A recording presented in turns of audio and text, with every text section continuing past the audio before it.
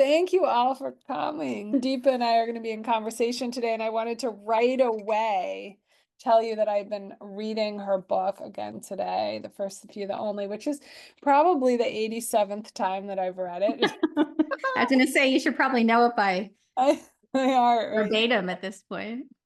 But Deepa, thank you so much for coming. I've been so excited, as you know, to talk to you and to be in conversation so that everybody else can sort of tune in on your process for writing, and also, as we've talked about, like gathering community around you and really starting a new life. You know, the writing of the book was a new dawn, and all of you who are here have seen Deepa's incredible resume, and a lot of that resume was done in really like a couple of years. You know, it wasn't that she had this huge platform and was um a public figure before the book was published, and it just was published in 2022, right? March of Mhm. 2022. Yeah. So it is possible, and I think part of our theme for today was really to let you all know that it is possible, and that this is not, you know, sometimes, at least in my industry, the publishing industry, there is a sense that there's some magic wand that gets tapped on the writer's head, and they somehow are able to, and Deepa and I talk about magic a lot, somehow are able to come into the world with this fully formed book, and everybody loves it, and then they're in the Wall Street Journal and Forbes and Fortune and Business Insider, and wow. But it's really, you know, you can feel very lost at the beginning of this process, and tentatively sort of putting your foot in the pond, wondering if you're going to be able to swim, and is there going to be a raft if you feel tired. And I think one of the things we want you to come away with today is there is a raft. And there are people that are ahead on the path, like Deepa, and there's the Gateless community, and there's a way in which we want to make this feel very possible and accessible, and not as if it's some sort of gold ring that you have to always miss on your way around this crazy merry-go-round of life. So Deepa, welcome. Thank you. Thank you for having me. I'm just still clicking through like you are trying to recognize names and all of that, but I'm going to stop and pay attention to the questions you ask now. Well, I wanted to start with where you were when you first started The First, the Few, the Only, and it wasn't always this came about as hours of looking for sort of what are the banks of this river, and what do we call this river. But can you just give us a sense of what your life looked like, really, when you and I had that first, before you even Yeah. went into the academy, like when you were just starting out with the story, sort of where were you? Yeah, absolutely. So, just as to maybe explain how you and I met. So I cold reached out to Suzanne. I read one of the books that she had helped write. I think it's, what is it? Terrible, Beautiful. I'm going to get the title wrong. A Beautiful, Terrible Thing. So Yeah. that's Jennifer Waite. Yeah, Yeah. that was a memoir. She was also Um, in the and academy. I just was so impressed by the topic and the writing that I went right to the back and kind of looked up who helped her, and then reached out to Suzanne cold and just said, I am in the middle of thinking about a book and I'm not sure I can write it. I had at that point, I think, been working with a ghostwriter for a few months, and it hadn't been going really well because I thought, as a corporate person, never having written before, I'm going to get some help. And Suzanne convinced me that I could write it myself, and I needed to start over and, really kind of lean into that. And so we just started trading paragraphs. And so that's how it started as far as the writing goes. But as far as where I was in my life, I was a corporate person. So I spent 22 years in corporate. Towards the tail end, I started to get really sick. At one point, I spent 8 months in bed. And that's really when I started the soul searching of what am I going to do? Because I don't think I can travel in the way that I am.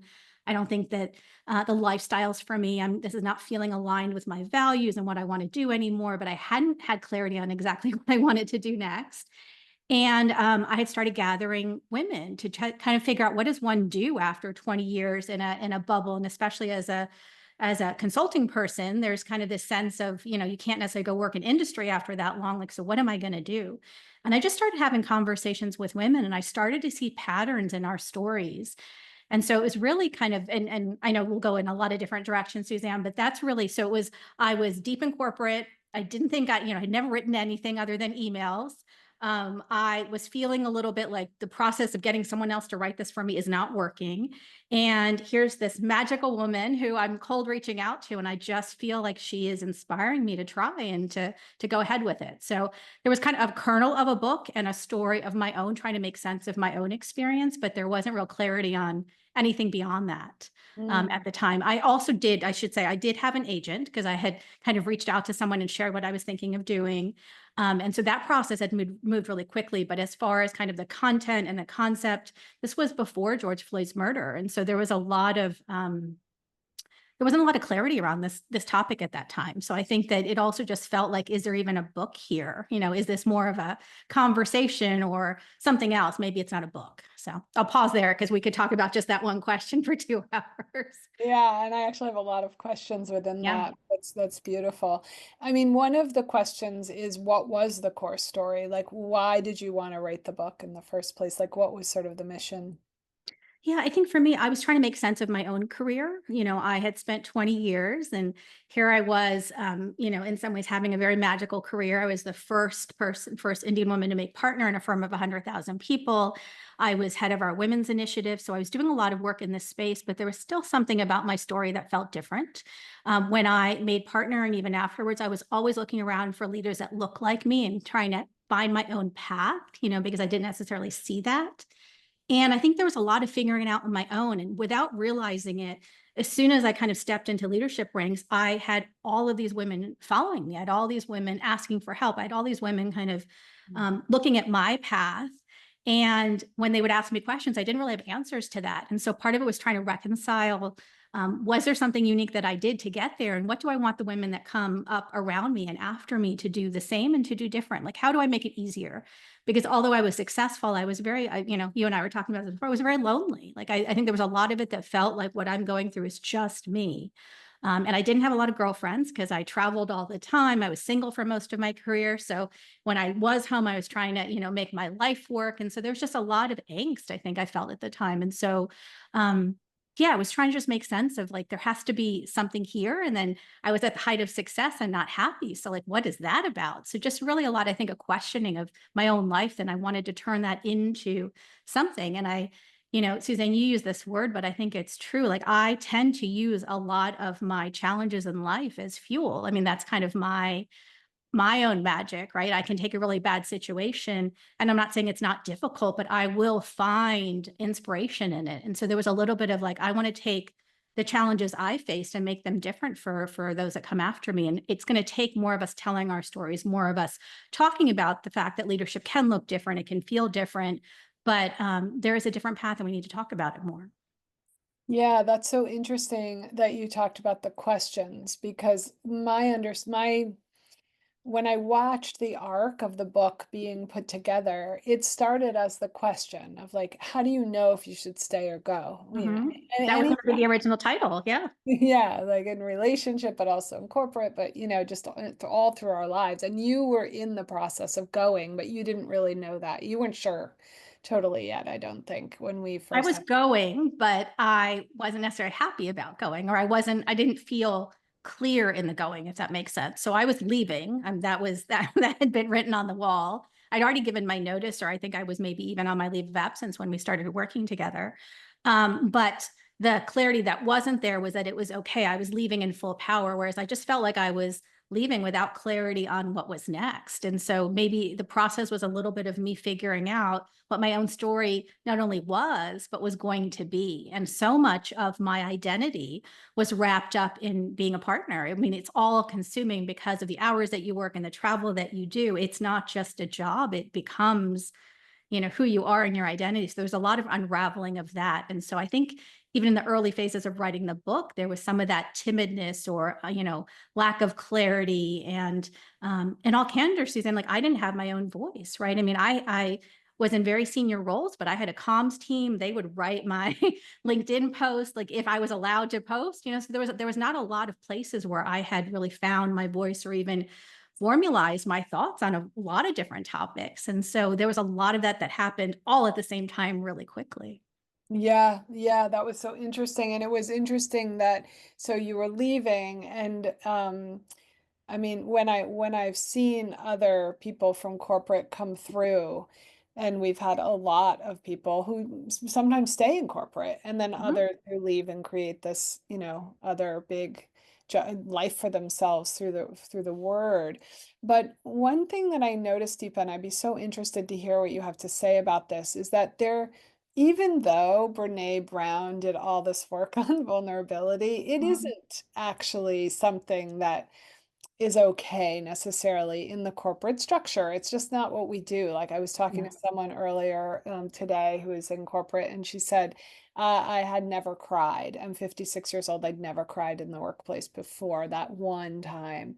And I remember when we were working on the book and when you were working on it through the academy, that there were stories that were very vulnerable. I mean, the microaggressions, the health challenges, and the ways in which you might have been grappling, or the people that you talked to had been grappling with ways in which they didn't feel included. And I'm just curious, like, how did you make that bridge from an environment? And I think a lot of environments are like that, where you just aren't allowed, to say who you really are, how you're really feeling. It's just not okay. And how did you then go to this place where, oh my God, I'm writing a book about all these things that you Yeah. have to, you have to. Yeah. Yeah. No, it's a great question. I didn't necessarily speak in that language, but I also feel like in the firm, right, again, in my 20 plus years there, I had a lot of followership. I had a lot of people that, wanted to be on my teams because I was always very approachable. That was kind of the corporate translation for maybe some of what you're talking about.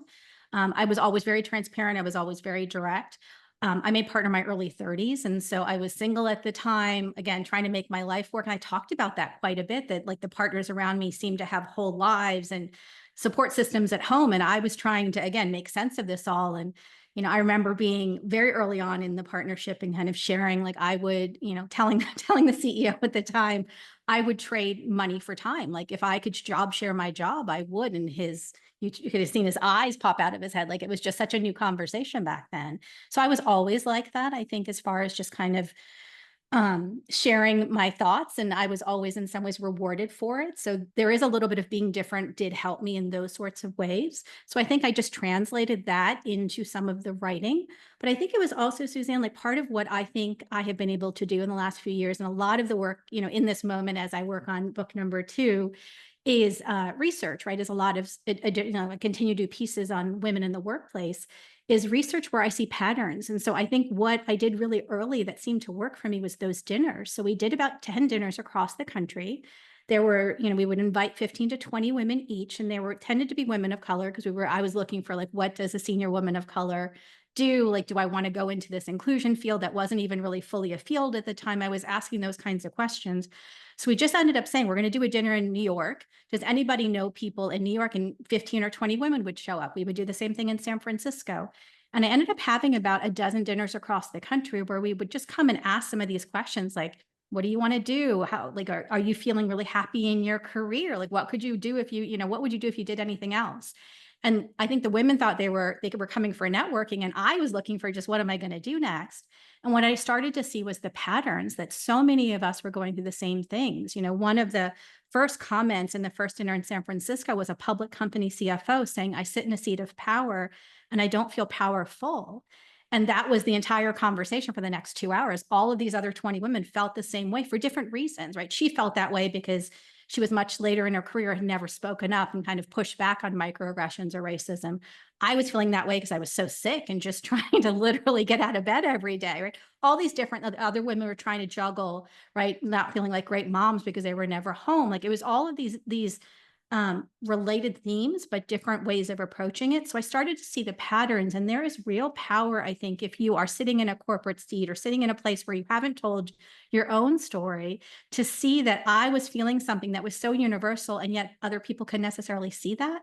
That became something I wanted to unearth. And there was a little bit of freedom in telling my own story because I saw the patterns, but also not necessarily having to tell my own stories because I saw so much of this happening across the board. I mean, the words that we use were the same. The challenges we were facing were the same.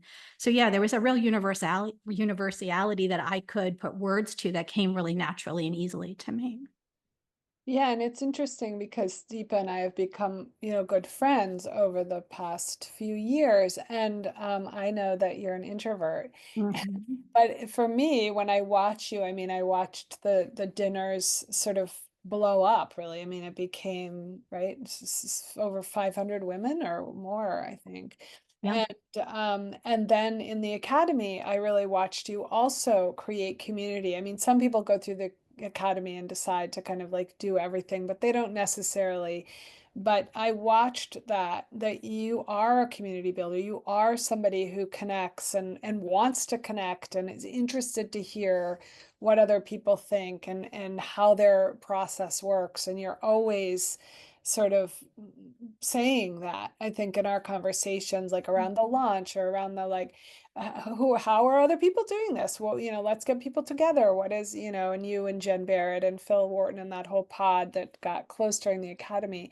And I'm curious, when you're someone who, like, how did you move from being in a culture that really thrives supposedly on competition to being someone that understands that actually community and the industry of publishing is very competitive as well, except when people come to Gateless and find like, oh, that's not what we do here. We want everybody to sort of achieve, and we can all do it together and all that. But how did you do that? How did you decide like I'm going to be a community person rather than a competitor? Yeah, I don't know it was so intentional. I think the dinners had a magic of their own where they started to really be places where people formed connections and we would stay in touch. I would say my network now is much stronger than it was ever, as a senior leader in a firm where I met people all the time. But for me, there was a real sense of wanting to do it differently. And I think there is something, and you've taught me this, that when you write certain books or are working on a certain topic, it will show up in your life in really interesting repetitive ways. And I think there was something about the book and the loneliness and the alienation and the competition and the fact that a lot of the ways we work in corporate, and I'm not talking about consulting, but just in corporate in general, is really about the lone hero and really about, sacrificing yourself and all these sorts of themes are just the way that we work. And there was a real desire to change that. And that's what I think is kind of a through line in the last book. But I'm very much a person, if I believe something, I'm going to act that way in my life. And so I really just started to believe that we can change systems, we can change processes, we can change loneliness if we just act differently. And I was not one to do it before, but it just takes small actions. And so I think I just started to act differently in small ways. I did not have a large network of women, especially, and I do now. And it's just, I do it everywhere. And so, but I'm not saying I don't, I would also say not everybody is like that. I remember sharing with you like early on in my author journey, a female author was really unfriendly towards me. And I remember coming to you and saying, I don't know if I can do this because I just left corporate and I want to be in an industry or in a place that is supportive. And I've been able to find that, but I think you have to seek that out and you have to realize that not everyone can share the new vision. But I have found such a strong group of women who do share that vision and we are doing it differently. So like Ruchika Tulsian, who is, a prolific writer and writes all kinds of articles. Our books came out on the same day, and they're both books on women of color. And her book, her date changed, so it ended up being on the same day. And we are so close. We share lots of opportunities and lists and different things, but we chose to do it differently together. I called her and I was like, I don't want to compete with you on this day. Like, how do we do this differently? So I think it's having those conscious decisions of how you want to operate in the world, and then carrying that through how you are. And we don't often talk about that or don't act in those ways. Yeah, to break the domain open and sort of decide, okay, we're going to do something differently than we've done before. Let's shift this up. It is lonely, and then you Yeah. do want community. Like, who else wants to do that? Yeah. With Gateless, we thought about that so much at the beginning. Like, how do we actually do this in an industry that typically everybody is sort of fighting each other for this one small supposedly small space, and even with publishing opening way up, or even with inclusion opening way up, it's still that's a default position that we have. And I've noticed, at least in publishing, and I know you guys are all writers, that it doesn't work. it doesn't work to be the lone hero here. It's like you need friends in that launch, you need it in the build, you need to be able to know, oh my gosh, I have these other people around me that are trying to do the same thing, and we can kind of exchange paragraphs, exchange ideas, exchange agents, and yeah, so it's very exciting to meet somebody who's doing that in another industry. Um, I and also just want to add, sorry, so just yeah, one thought, like I also want to just echo the fact that I think writing is also a very lonely process, regardless of the industry. Like I think being a creative, as someone who is a corporate person and still sometimes, I think you were on the phone with me when I was like, if I was an author and you started, laughing out loud because you were like, you are an author. I sometimes still think of myself as a corporate person. I think being a creative or being an entrepreneur is very different, right? It can be very lonely. And I think we have to be really conscious about how we find support and find different ways of doing it. So I think that's why things like Gateless are so important, because it's a very lonely in your own head, process. So totally. Yeah, yeah, and you can feel the critic is really an isolator too, the inner critic. So Steph asked a really good question, which yeah. is, what did the two of you do differently on launch day? Like, how did you sort of coordinate your launch that? Yeah, I believe we had shared manuscripts before launch day. I know we'd shared proposals. We had shared even like interview when she was stuck in a couple of places. She's like, do you have anybody that you didn't interview for the book that you can share? Or, that sort of thing. On launch day, if you actually go to my LinkedIn, I think it's still one of my pinned posts. Like I actually am holding both of our books on launch day. So it was just kind of from the get, we were going to do it differently. And she has shared, for example, her speakers agency. She had shared, her HBR. She was prolific in HBR and I wasn't at the time. So we just shared different, the things that we were both good at, and where did the other person need help. We just were very conscious about doing it differently. Yeah, yeah, I remember that. It was really exciting to see that. And also to just know that if you buy one book, you should be buying both of those books, kind of. You know what I mean? One book is going to give one sort of, it's a huge topic, Yeah. and it's like, oh, well, I've read Deepa's book, so I don't need to read another. And, no, there's a landscape of books out there around this topic it's really important. So we want you guys to ask questions. Deepa and I talked about that before we got on, that, we love to have sort of a interactive conversation. It's always good to warm up. But then, oh yeah, I see some of our Academy people have posted about that. Thank you so much. Yeah, and I think in terms of your mission, Deepa, when I talk to you about that, I don't know if you remember this, but I always think of you as a really mission-driven person. And you were like, "Do I have a mission? Like, what do you mean?" And so I know that missions shift, but I would say, do you feel like an author knows sort of right away that they have what mission they have, or is it kind of a feeling? Like, is it like a passion? Like, I know I have to do this. I'm not quite sure what I want to say. Or like, do you think that people have to have a core story? Tell us a little bit about that title. Yeah, I think a lot of different things on it. I think part of why I stayed in corporate for so long, and Terry, right? I'm sure we'll talk about this in her session that she does. But I stayed in corporate so long because I was waiting for that aha moment to kind of hit me, because I knew I wasn't going to be there forever. I liked the work and it was fast paced and I was learning, but I never thought I was going to be there forever. I was waiting for this is your life's purpose. I had thought it was politics. I went into corporate and then ended up just staying, waiting for this moment that was going to hit me like a lightning bolt. And it never came.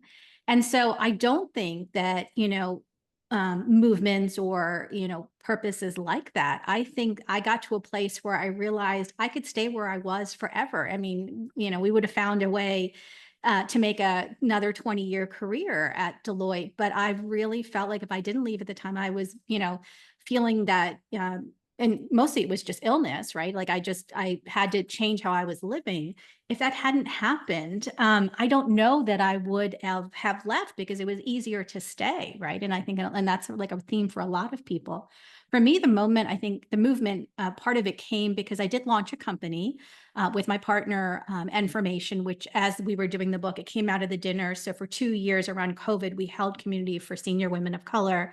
So it felt like here's a book and then here's kind of a space where I'm building a company and a community that is related to the book. So they started to feed each other a little bit.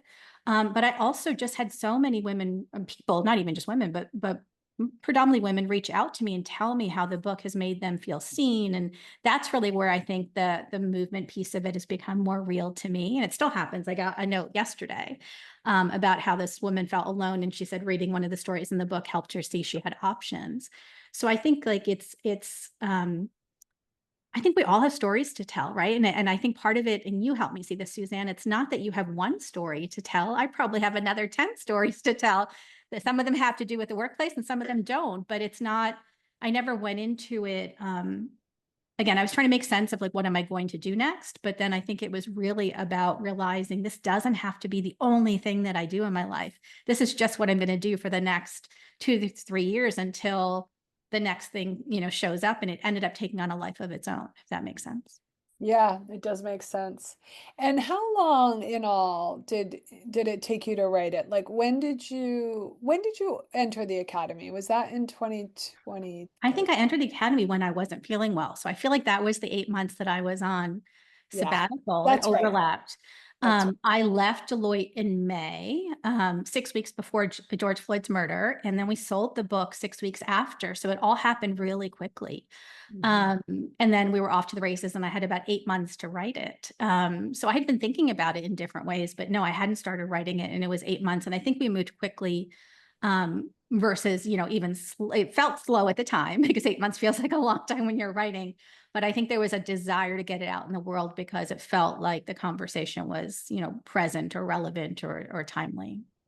That's right. You were in the academy when George Floyd was murdered. I You, feel you, like maybe we had ended. Like I can't remember. It was right around that time, but I think the academy may have just ended. yeah, Um, because I yeah. felt like I wrote the proposal, like the final stages of all of it, and really kind of launched on my own that summer with you. Like we That's worked. right. Yeah. Yeah, you were launching then. Yeah. Yeah. And somebody asked about the challenges, and I was just hoping that you would address the NDA because I Sure. think, the NDA is very, I feel like it typifies or is metaphorical of silencing in a lot of different ways. So somebody might be writing a memoir and they may be feeling silenced that they can't write about their sibling or, is this my story or is this their story? So I like to talk about the NDA as a type of silencing, as a type of like, how do you get around that boulder as a challenge? Yeah, it's funny. I remember being in academy and this question came up at least 6 different times. I feel like this was, oh, yeah, like my family doesn't want me to tell my story, or I'm talking about, something about my sister and she doesn't want me to tell, or I'm talking about my husband. There were so many different variations of it. I think for me, I did have an NDA. I didn't tell Deloitte stories, and that was not the intent of me writing the book. I started to see that there were patterns that I really wanted to uncover. And my work is very story based, but it's also very research based. And I think that's really where I found some freedoms, and found a way that I could respect the time I spent at Deloitte. They could feel good about the book. I'm a tenured or a retired partner, meaning they have to approve everything that I do because I have a pension with them. And so they did look at the manuscript and all of that before it came out. And so, I think we were very, I'm not saying it was easy, but we were in the end, respectful of each other's process and allowed space for everyone to have thoughts on it.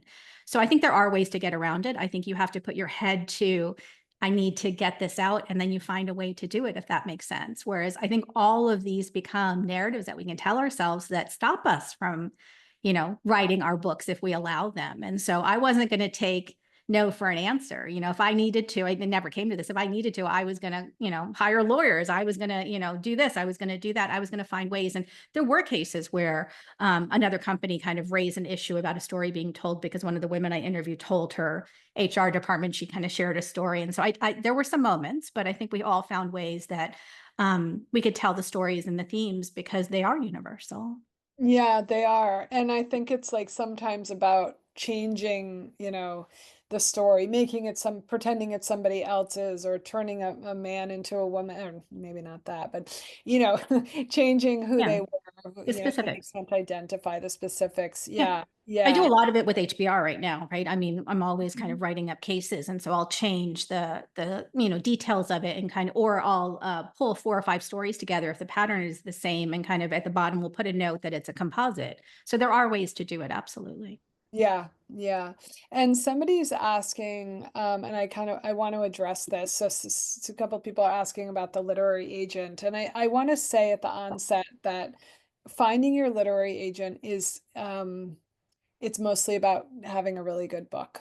Having a very high concept idea that sort of breaks the mold, and then everybody goes about it a different way. Like a lot of people who are doing these books in the academy, for example, we have a whole big thing around how to find it, who the best agents are, how to query, what the proposal looks like, how to do a proposal that really works.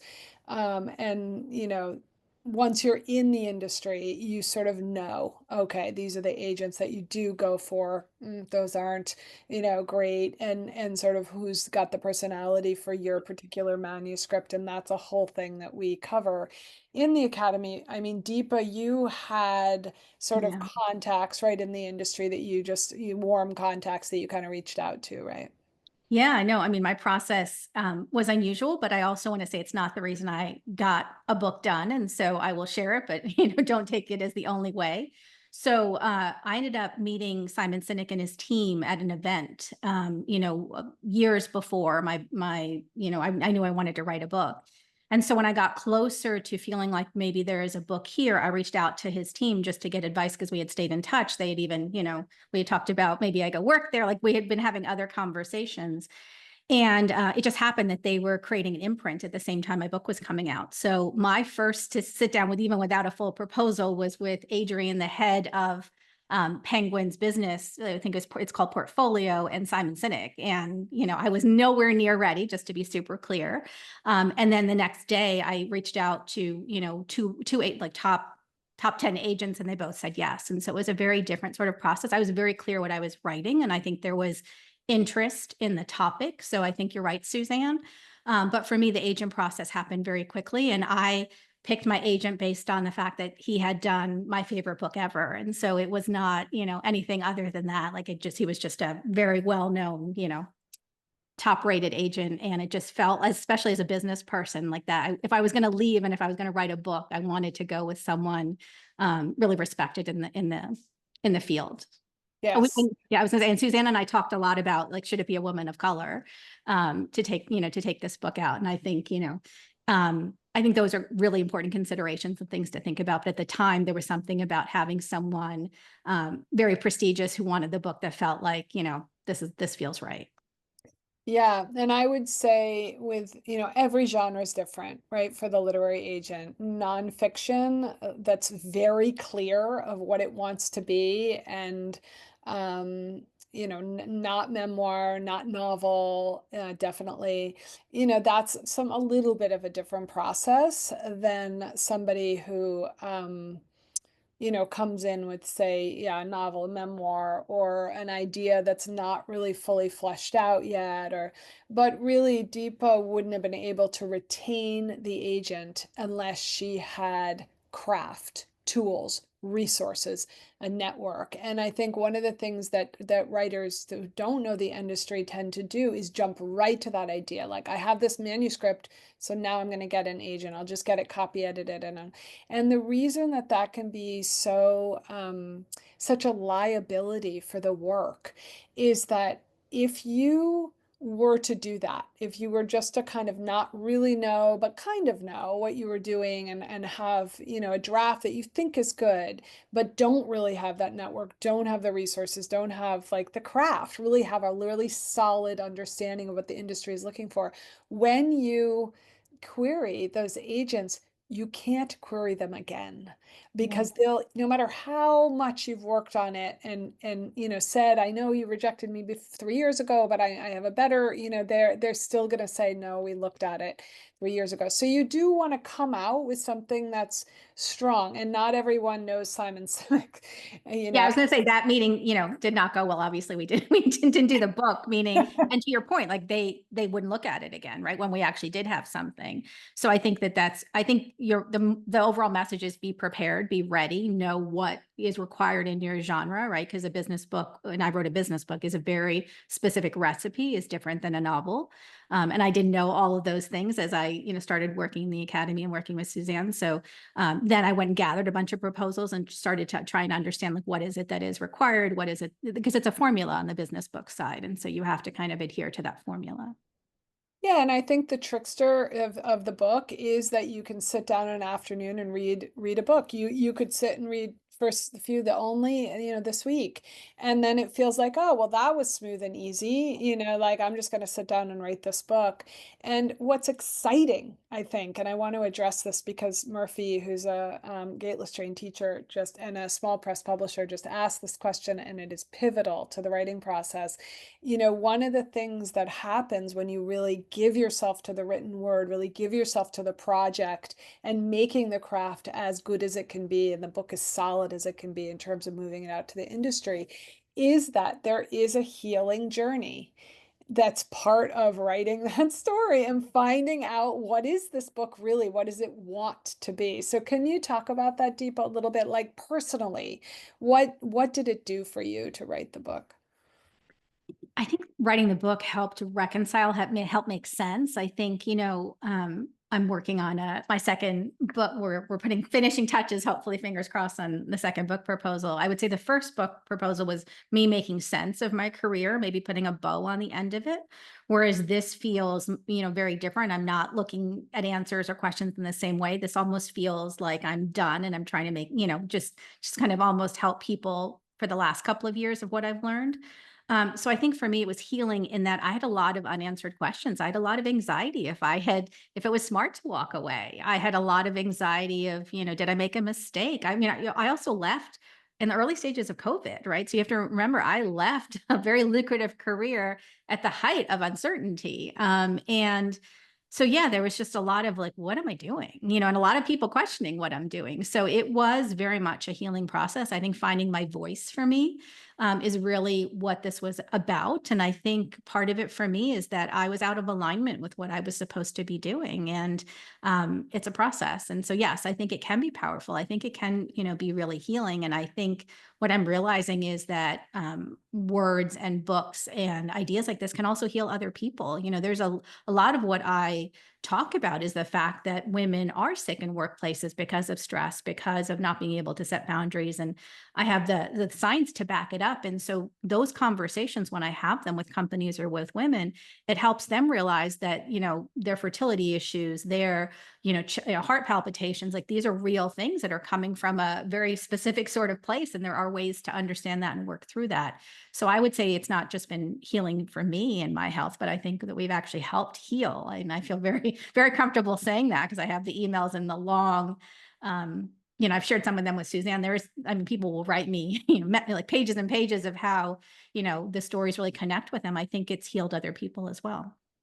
Yeah, it's so interesting to think of it because that's a thing also that the industry doesn't like to talk about, the publishing industry, how writing is actually a real medicine. Mhm. And I think when we start the journey of a book and really, really give ourselves to it, there's a sense of, oh my God, am I really going to do this? Am I going to invest this time? Am I going to invest this money? Am I going to be able to sort of find something from it that will feel like it's worth it?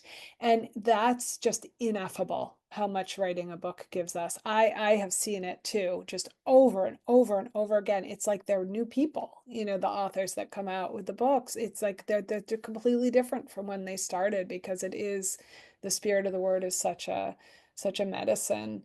And Deepa, on another note, and somebody's asking to share a little about the Academy. I mean, the Academy is based on, before we go into this next one, which is a really good question too. The Academy it's based on the Gateless methodology. I mean, it's a book building program. So it's like Mhm. you start with this idea and you build your book. So that's what Deepa is referring to. But one of the things that we do with the Academy is it's based on a method of writing called Gateless. And Gateless is all about how we mirror a writer's strengths, how we give them agency through craft, and then we build up their strengths, their power, their story, in that they feel that they have the agency to tell it and walk out into the world with it.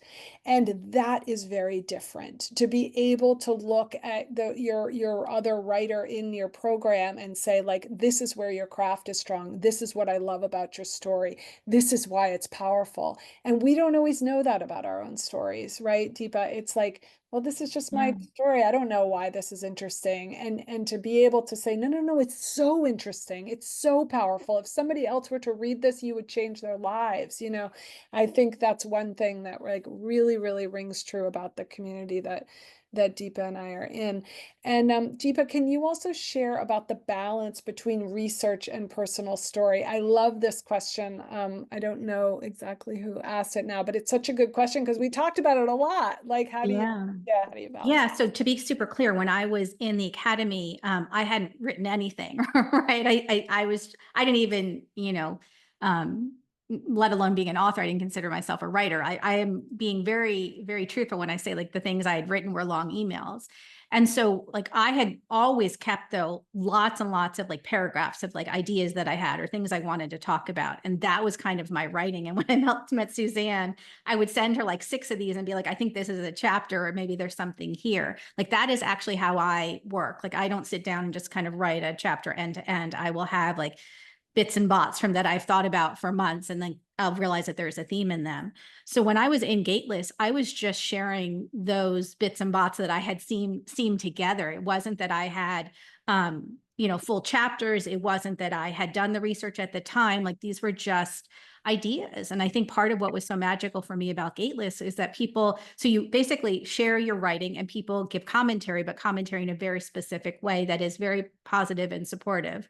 Like this thought is really profound. I'd love to hear more on this, or this made me think of something in my own life, or wow, this is powerful. So it was, by the way, also the first time I'd shared my writing with anybody other than Suzanne. So for me, it was a very important kind of step, I think, in realizing that I am doing something that people are going to resonate with, and, that people were witnessing my process. I think the research and everything else came later. So it's not that you have to, when you join the academy, have to have everything thought out. Like I just knew wanted, I think I want to write. Can I even do that? And Suzanne was clear I could, but I didn't think I could. So that's for me, I think Gateless was a confidence. As far as the research and the stories, I was very clear from the beginning. I really wanted it to be story driven. Like I didn't want it to be like a heavily, I was really clear, like I didn't want every chapter to have like 7 takeaways, which is what a typical business book has. And we had so many debates amongst the team of like if we needed to have those, and I didn't want to have that. So I was very specific on wanting the story to kind of lead, but I think the research is also really important because it takes away some of the angst in telling the stories. I think it also has made it really resonate with corporate audiences and leaders. And so when I say I've done probably 500 stages of speaking in companies and other places. Like I've been on a lot of stages with this book, and you would not have maybe in reading the book thought that. So it really was received in corporate audiences, I think, because of that balance of storytelling, but also research and facts. Yeah, it's interesting because Denise Cox just came into the room and she just got a book deal with Atria Simon and Schuster and is working on that balance. She's an Academy alumni. And sorry, my dog is dying to get in on the conversation. Deepa's a dog whisperer, so that's probably why. So Denise is really talking about this a lot when, and is, sort of was looking at story a lot, right, Denise, in the academy. And then how do I pull in research? And I love how you're talking about it, Deepa, and I love this question question because it's so grounded, and really looking at how can research help us tell our stories. I think in a scientific way, we don't go in there, as a scientist does in terms of our stories. We're actually looking for research that grounds the story. Yeah. It's like you earn research, and research earns the story, and they talk to each other. And you might start a chapter with a really interesting research sort of, statistic or whatever, and then move into story, and they talk to each other. But the other research that you did so beautifully, Deepa, and that Denise did, because she's a filmmaker, so she was like running across the country with this film before she started her book, and came to the academy and talked to so many Latina women and Latino men, like, sort of, what is your story? What is your story? They would just come to her and tell her their secrets. So that's research too. Mhm. That's sort of like, am I alone in this? And she found out, no, I'm not alone in this at all. And actually, this is a book. This is bigger. So I think research is sometimes just like you did, just sitting down to dinner with a bunch of women and saying, what are you guys finding? Yeah. Yeah, absolutely. I think you have to decide, and I think we all come to this thinking you have to have a platform. You have to, yes, a business book has a certain formula and a certain recipe and a certain sort of, what's the even right, like a cadence, right? Like like almost like a song. There's all of that, but I think you have to be really clear what you want to do, what you're going to spend, let's say, a year or two, minimum writing this book on this project is going to become your life in a lot of ways. You have to be proud of it. You have to want to do it. It has to speak to who you are. That was the one piece of advice I remember Simon giving me, and I still remember it. He's like, because he did not like the titles I had at that time. He's like, do you want to be on stage and be known? I think at the time we had Sorry, Not Sorry with the SARI, like a, Indian Saudi. And he was like, that's what you want to be known for, And so I think you have to realize, like, this is, this book is going to be a big part of your life, and it has to really speak to you and what you want to put out in the world. And so if you're getting pressure to do research and you don't want to, you want to tell stories, or, you want it to be more poetic, right? Than formal, like, you have to fight for what you want a little bit, because yes, I think the industry does have ways that they want books to be and things to be. And Suzanne and Gateless, part of the magic is realizing, like, what you do is very valuable, but you have to find ways to fight for it and stand your ground. How did you know, Deepa, to commit to the book? Like, was it sort of like, okay, well, this is all I this is all I have right now. Like, I'm done Yeah.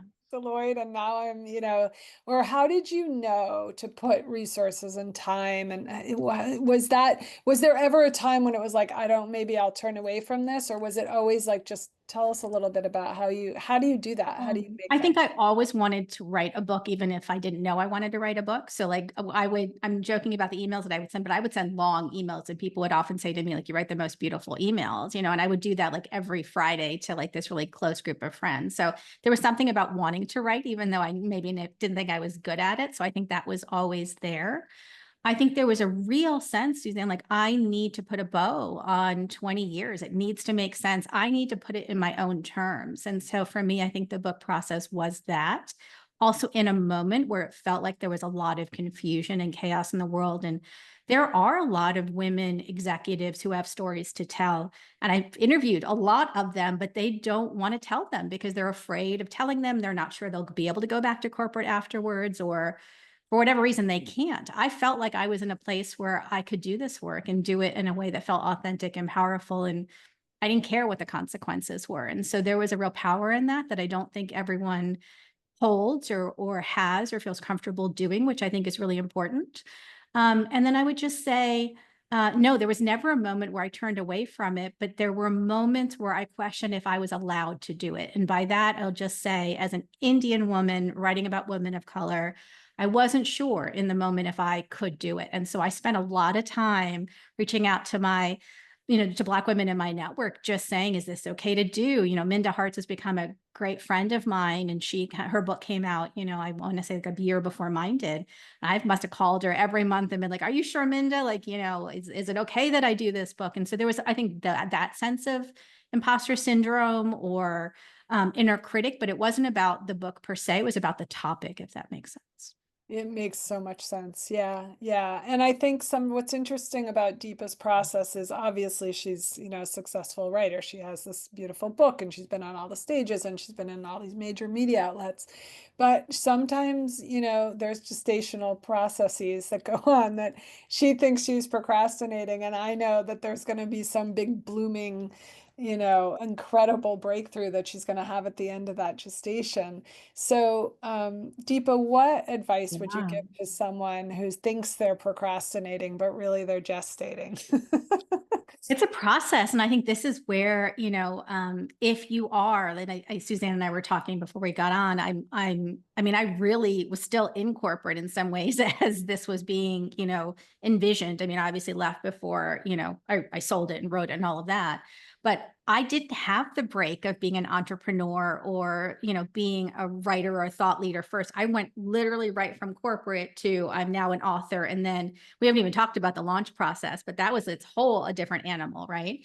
And so I share that to say, I still sometimes catch myself in that sort of corporate mentality of like, I didn't, write enough today, or like, my timeline was 2 months ago and I'm delayed here. It's a very different process.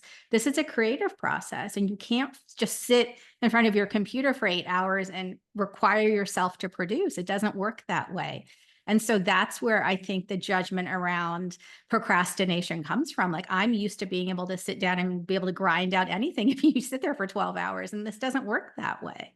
Right. And so, yeah, I think it's really more of that writer, author, different life element that I think other people have graced, where they have kind of stepped into that first and then write a book. And I didn't have that. And so there was a lot of learning for me that happened all at the same time. I had no platform. I literally had, I think, 2,000 people on LinkedIn. I didn't even have an Instagram or Twitter account, when I sold the book. Like these were all very new things to me. So Yeah, that's so interesting. And Kate Cheney asked a really good question because I do want I'm to. trying to keep up, but I can't talk to you and look at the chat. Oh, that's okay. I'll look at it for you. Yeah. So her question was around the second book, which obviously we've been, toying around with, Mhm. and whether it's different going into that book in terms of any imposter syndrome or any feeling of like, am I allowed and all that. I don't have the allowed in the same sort of way. No, because I think the first book was much more about being an Indian woman. Even the term women of color felt fraught at the time. It still does, but I was entering the conversation in a moment where I feel like we were still defining vocabulary for inclusion. So it just felt more fraught. It felt more like, if I do this in a way that's not respectful, I'm going to be shut down completely. I had all these things I had made up in my mind, so it felt more like potentially career ending. In maybe that's the way to put it. Whereas this book doesn't feel that way. It's also really different because I feel like I didn't have all the answers when I wrote that other book. Like, I was still making sense of things. What is chapter 4 going to be? Whereas I knew very clearly, like, here are the 10 chapters of this book. And so it almost has felt done, and it's almost harder because I'm not necessarily learning in the same sorts of ways. And so I think there is a very different process when you have an idea and you're kind of creating the garment versus like you have like the sleeves and the bodice, and you're just kind of seaming it together. So it's interesting. I think there's some magic in each, but it's different. It's a much different process. Yeah, that's so interesting. And maybe too now more where your audience is, Yeah. in terms of like, wanting to make sure that you stay on the stages that you manage to get on, and you kind of know who you're in conversation with maybe a little bit more now. Yeah, maybe. I hope so. But I also think that there's a little bit, just to be totally transparent, I think I entered that first book at the right moment too. Like, I just watched something where what did I read? It was Ina Gartner's biography, and she says she was just on stage at something, and Oprah like hit her on the arm because she gave a speech about how she was so lucky. Like, Ina was on stage like saying, yeah, I was just lucky. I was just lucky. And so I'm not saying I was lucky, but I think that there was there was just a different process or a different magic at that moment. And this feels different. It feels like that book came out right at the right moment. And I'm not sure I'm entering this book in a in such a life-changing moment in the same sort of way. So maybe there's doubt around if it'll be received in the same way or if it's as important. It doesn't mean that the work doesn't matter, but it's just, yeah, it felt like I was meeting a moment with the first book that feels a little different right now. But, Yeah. the Yeah. world is on fire yet again. So maybe, The world's always maybe. going to be on fire. Something always going to happen. Yeah. Yeah, but I do think it's interesting to mention that because we don't write these books in isolation. We write it in the global frame, and we talk about that a lot during the academy because we have to keep our pulse on what the world is kind of looking at and thinking about. And the book does morph and shift. Someone is asking me about challenges. It's like it does morph and shift as you're working. I mean, your book might take you 5 years to write, depending on what your life looks like and how the idea is forming itself and all of that. And you do want to know, like, what's happening in the world. So to write a book during this time about something that would have only been relevant before George Floyd's murder and that sort of thing. We do want to know, where is the world now? And Yeah. it's going to be a big part of whether the publishing industry says yes or no. Like, oh, okay, Yeah. you know what other people are writing, what they're doing, you're in the conversation kind of thing. And I believe you still are with that second book in a big way. I mean, a really big Yeah, way. I think you said this to me a couple of days ago, and I think I've sat with it. You said you tend to write books, and it's true, and even in the articles that I write, I only want to do things that no one else is doing, or it has to be really different in the way that I'm doing it, or I get bored really easily. There's a lot of other things I can do, and so it has to be something I feel like is not being done. Like I'm very clear on that, not just with book writing, with anything else. So there is something about the projects and even the articles that I write that does feel very forward looking. And so there is sometimes, I think, a danger or an anxiety in the fact when you define something that hasn't been defined yet. And that tends to be the work that I do. So it's not so much I have inner critic about it. It does sometimes feel like, is the world ready for that conversation? Or am I the first one? Like, or versus a conversation that's already in play. And so I think sometimes a dance that I have to do with myself on, like, I'm finding words. Like for the first book, I was still kind of finding words for some of the conversation. Now everyone's talking about it, but 3-4 years ago when I was writing it, there weren't words for some of those things. Yeah, no, that's such a good point. Yeah. And again, I want to circle back to the original that we said, which is that this is possible. I mean, I think what's beautiful about how transparent, Deepa, you've been in this conversation is to say I only wrote emails before this, and that I was thinking I needed a ghostwriter. And the thing is, I believe that the book is an intelligence that finds you. And if you're feeling like, oh, maybe I should write a book, that isn't coming from some egoic place. If we didn't have the first, the few, the only, so many people wouldn't, women wouldn't have felt seen, in this very profound way that the book creates this mirror. And we talked so much about mirrors at the beginning of this process with Deepa. And I feel like sometimes we think, well, who am I? But in truth, that book is an intelligence that really wants to find its way into this manifested reality. And Yeah. as long as you have craft, as long as you learn architecture, as long as you have written a couple of really great emails, as long as you do have some story to tell, even if that story morphs, it's possible to write a book. So to feel that this is both like, oh, I can just write it in a week and get it out, or conversely, I'm never going to be able to do this. I might as well just shut the door on that dream. Both of those kind of catch us. It's sort of a pendulum.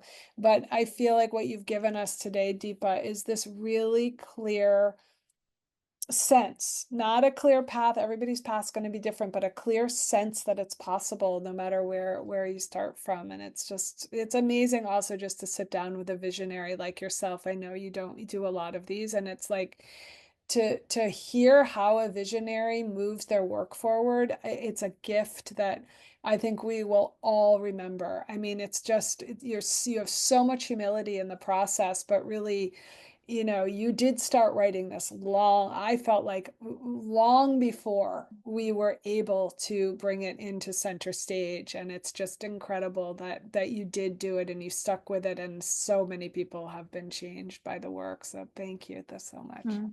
Thank you. Thank you, Suzanne. Thank you for all your help because it would not have happened without you.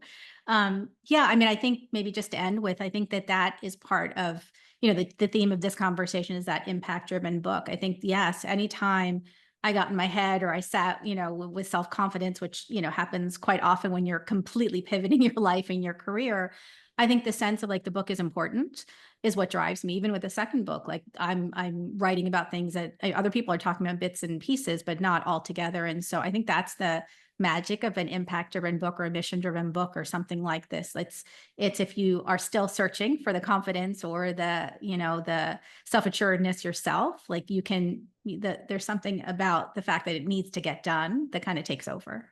Yeah, that's so beautiful. And as we wrap up, I have to say, Kate Newfeld has like these incredible questions, and I don't want to leave it on the Okay, yeah, table. yeah, totally. I'm not You're pressed for not time, worried. so I'm good. Yeah.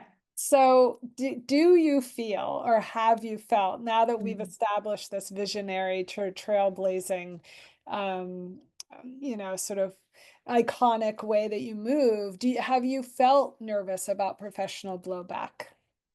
I think I did in the beginning before it came out because I think everyone made up, maybe including the firm that it was going to be some sort of tell-all or something because no one knew what it was, right? And just reading the title, you have no idea what it's going to be.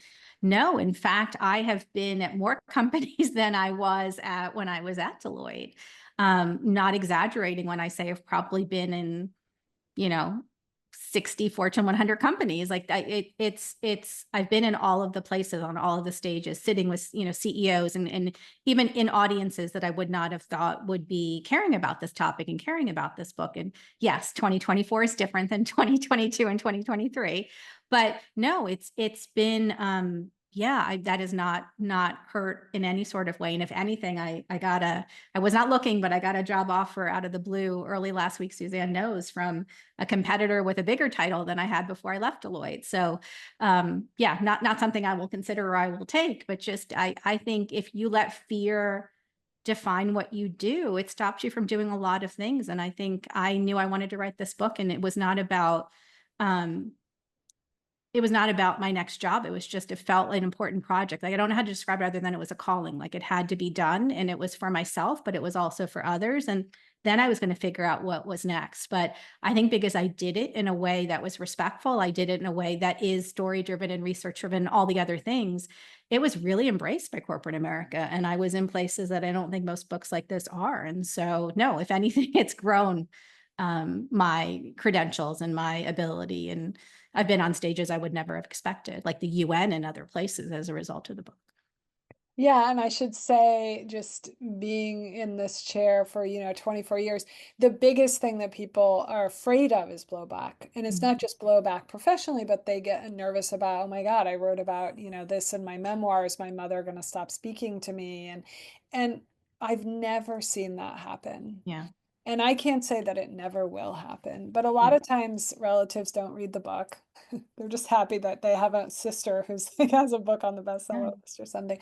But also, I think the book it does say that, another corporation is interested in this and is putting it up, because publishing is also corporate. Somebody believes this is worth it to read. It has value. And there's something around that then there's sort of a wagon that gets built that people jump on. And especially, and I cannot say this enough, if the book is very well crafted, if it has this kind of architecture. I mean, for those of you who have not bought the book again, you'll notice this. And for those who do have it, there's a very clear organizational structure in this.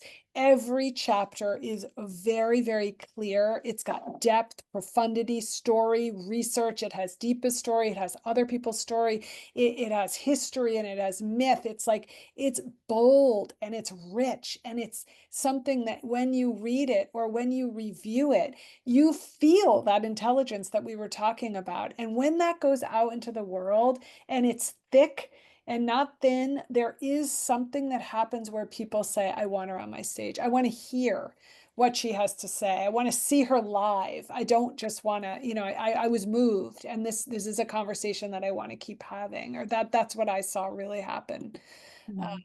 Yeah. Yeah, I'm not saying there wasn't fear, but I also feel like when you look at the book, I mean, even if you read it, there's nothing that is horrible in it. And there's enough validation that the themes that I'm talking about they are universal. So again, I think there is a way when you are in front of it where it feels daunting and everything feels like an obstacle. But if you are clear you want to do it and you get the right resources and the right help and you talk to enough people, there are ways to get around that so that everyone feels really good about it. Like there's been nothing negative. And in fact, like I did not think it was a story about burnout.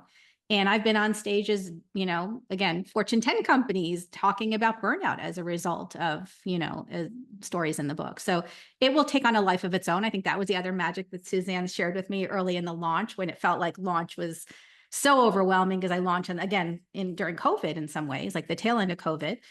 She said to me, like, all you can do is put the book out there and just see what happens. Like you can't control how it's received. And so we've talked so much about the writing process, but I think that there's also real wisdom in that. All you can do is tell your story. What happens afterwards is what happens afterwards. Yeah, that's so true. And you don't know which audience is going to come. Yeah. I think at the beginning of First Few Only, it was like, oh, okay, I'm going to talk about allyship. Like, I It was didn't. all white men, all white leaders, CEOs reaching out to me. It was no women of color because all the women of color were just trying to, right, like deal with the chaos of COVID and like, keep all the plates. It took almost 6 weeks to 2 months before women of color could even get to pick up the book just because of time and other things. And so initially I was like, what has happened and why am I doing so much translation? So I think, Yeah. again, just a really important story in that all you can do is put the book out there, and a little bit of what happens after that is what happens after that. And Deepa, we've had a lot of questions, but probably more than anything else are just people saying thank you. Yeah, Let me thank you. just thank you, thank you, thank you. It's just deeply, deeply inspiring to hear this story. And I think the more specific we go with somebody's author story, the more we see ourselves in it. There's through the courage and through the tenacity and the hard work and the crafting of it and the building of the community and all the things that go into like, wow, you know what I mean? That's why it feels so rich, and the white space holds so much as well as the words. And it's very gratifying to have you on here. And it's so fun to talk to you too, now that we're on the other side, and to have our continued conversations, but also in the public eye. So just Yeah, no, thank you. I also want to say, like, you never know, what you creating the work that you create, what it makes possible. So I know as a result of this book, I can point to probably 20 other women of color authors who I've either helped, open a door, or they've written a related book as they saw this book, or there's something along that process. So I just think part of it is, again, put your work out there, but these kinds of things have a way of not only just what you create is not what just happens. It kind of, and this is where I do agree with you, Susan. It's like impact or a momentum or a movement. There's just so much that's come after because of, what was in this book or what was in this work or this sort of path. So that's absolutely. right. That's exactly right. It doesn't end with that last page at Yeah. all. It doesn't end. It's a real, yeah, that's so true. And yeah, so Punita is saying thank you for being an Indian woman leader. Yeah, it's like really beautiful to hear you say at the beginning of the call that I wasn't seeing people who looked like me, Yeah. and to become somebody who that, is out as a public figure, that yeah, that people can recognize themselves in that. So thank you, Punita. Yeah, I mean, beautiful. Thank you. We could talk all day. You guys are an incredible, incredible group. Your questions and your attention, and it's just been a joy to be with all of you. And thank you. Thank you for Yeah. being. Feel free to reach out. I mean, definitely reach out to me, and let me know if there are any questions about anything that we talked about. But Deepa, just from the bottom of my heart, thank you. Absolutely. Thank you. And maybe my last words would be just if you want to write, just start writing. Like it doesn't have to be that complicated. Find resources. I really encourage, Gateless, but just find places where you can start to practice and start to be in community. And it feels very different. It feels insurmountable. Like I didn't know any authors in my circle, and now my entire circle is filled with authors. Like it's possible is my point. And I think you just have to trust the process and trust yourself and just start. Yeah, great. Just great. right. Yes. Yep. Thank you, Thank love. you.